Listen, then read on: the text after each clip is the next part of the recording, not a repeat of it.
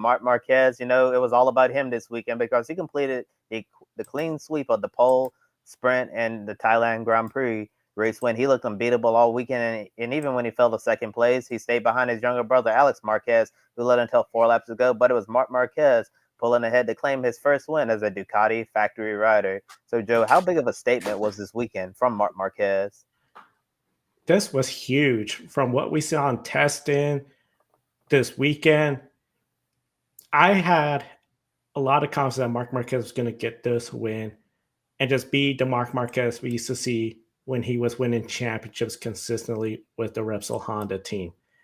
Not the Marc Marquez we have seen since 2020 injury, where it seemed he push it, he either won a couple races or he crashes out pushing too hard. We saw a little bit of that last year, but I felt towards the end of the year, especially once he knew he had the factory ride lined up, he got better and better. He looks unstoppable. He had full control of that race. I mean, Kobe, even when we saw Alex leading and he was just right there behind, I kept thinking, is he going to use that dirty air to damage his tires? Surprisingly, though, as soon as he got around, he pulled away, just made it look like he was toying with everybody, including his teammate Pecco Bagnaia, which he had to go to Q1 to get into Q2. So he didn't exactly have that great a weekend where Marc Marquez put on a clinic. You would think he was with the Ducati longer than Pecco Bagnaia. What a statement by Marc Marquez. He is going to be hard to beat this year if he keeps up this level.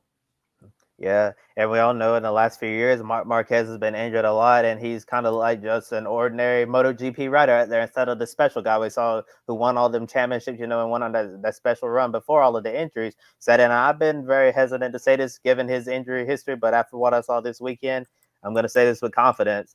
Marc Marquez is officially back, and I think Yes. that's scary for the rest of the competition. Before joining Grid Network, I'll be honest, I knew absolutely nothing about MotoGP, but I knew about MotoGP and I knew the names that would always come up, like Jorge Lorenzo. You had Valentino Rossi, and then Marc Marquez was a name that I always heard, although I didn't know much about MotoGP. And then once I finally started paying attention to it, it was when he finally started to get hurt, and now he's looking like a rider who is healed for the most part from those injuries, and he's on the best bike. I think someone said on the MotoGP broadcast, they said when you put the best rider out there on the best bike, this is the results you're gonna get. And I mean, there's in no way to disrespect the most recent world champion Jorge Martin at all, but I think I see why Ducati decided to pick Marc Marquez over Jorge Martin because Yeah. Marc Marquez he obviously had a lot left in the tank, and I think they're going to be rewarded for the decision that they made. I also can't blame Jorge for being upset either, but Marc Marquez, he was clearly the